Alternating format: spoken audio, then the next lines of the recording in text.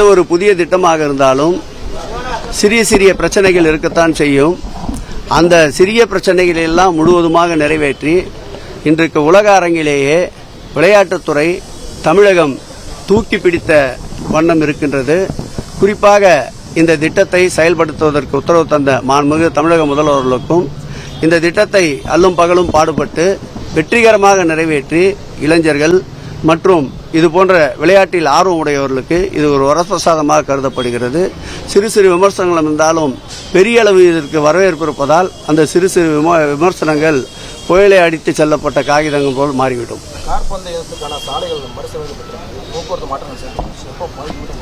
நேற்றைக்கு கூட நான் விளையாட்டுத்துறை அமைச்சரோடு இறுதி வரையில் கார் பந்தயத்தில் இருந்தேன். அவர் அதிகாரிகளை அழைத்து நிகழ்ச்சி முடிந்தவுடன் ஒரு கூட்டத்தை கூட்டி உடனடியாக ஓரிரு தினங்களில் அதை முழுமையாக அகற்ற வேண்டும் என்று உத்தரவிட்டிருக்கின்றார். அதே நேரத்தில் அந்த கட்டமைப்பினால் போக்குவரத்து எந்த வகையிலும் பாதிக்கப்படாது, பொதுமக்களுக்கும் எந்த விதமான சிரமமும் இருக்காது. வழக்கம் போல் போக்குவரத்து அங்கு சென்று கொண்டுதான் இருக்கின்றன. காலையிலே கூட நீங்கள் இப்பொழுது கூட சென்று பயணிக்கலாம். போக்குவரத்து இடையூறு எதுவும் இல்லை. கட்டமைப்புகளை உடனடியாக அங்கிருந்து அகற்றுவதற்கு உத்தரவிட்டிருக்கின்றார். எவ்வளவு விரைவாக அகற்ற முடியுமோ அவ்வளவு விரைவாக அகற்றுவார்கள்.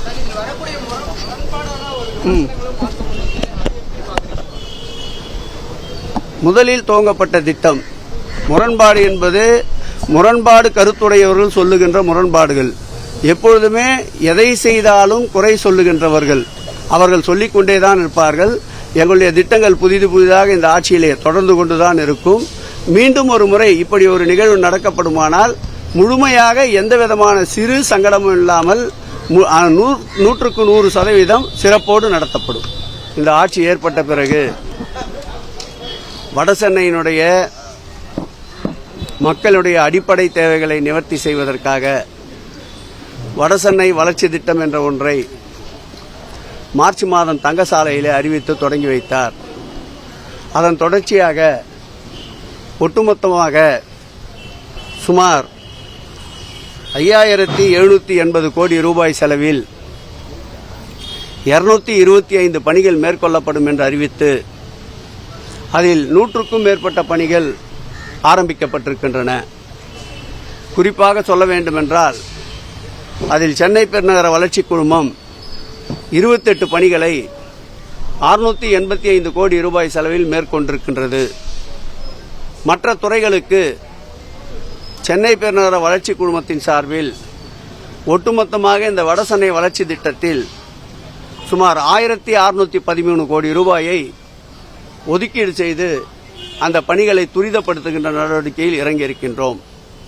மாண்புமிகு தமிழக முதல்வர் அவர்கள் கடந்த 26ஆம் தேதி கொளத்தூர் மக்களின் நீண்ட நாள் கோரிக்கையான வண்ண மீன்கள் சந்தைக்கு அடிக்கல் நாட்டினார்.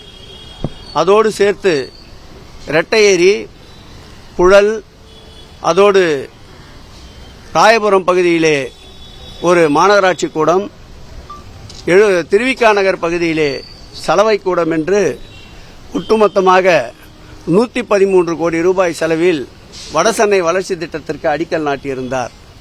அந்த பணிகளை இன்றைக்கு அந்த பணிகளை துவக்குகின்ற முகத்தான் எங்கள் துறையுடைய செயலாளர் அன்பிற்கினிய கார்கலா உஷா அவர்களும் நம்முடைய சென்னை பெருநகர வளர்ச்சி குழுமத்தின் உறுப்பினர் செயலாளர் அன்சுல் மிஸ்ரா அவர்களும் பெருநகரத்துடைய மேயர் அவர்களும் நம்முடைய இந்த சென்னை மாநகராட்சியினுடைய ஆர்டிசி பிரவீன் அவர்களும் ஒருங்கிணைந்து இன்றைக்கு ஆய்வுப் பணிகளை மேற்கொண்டிருக்கின்றோம். இந்த ஆய்வுப் பணியில் மாநகராட்சி மாமன்ற உறுப்பினர்கள், மண்டல குழு தலைவர்கள் இடம்பெற்றிருக்கின்றார்கள்.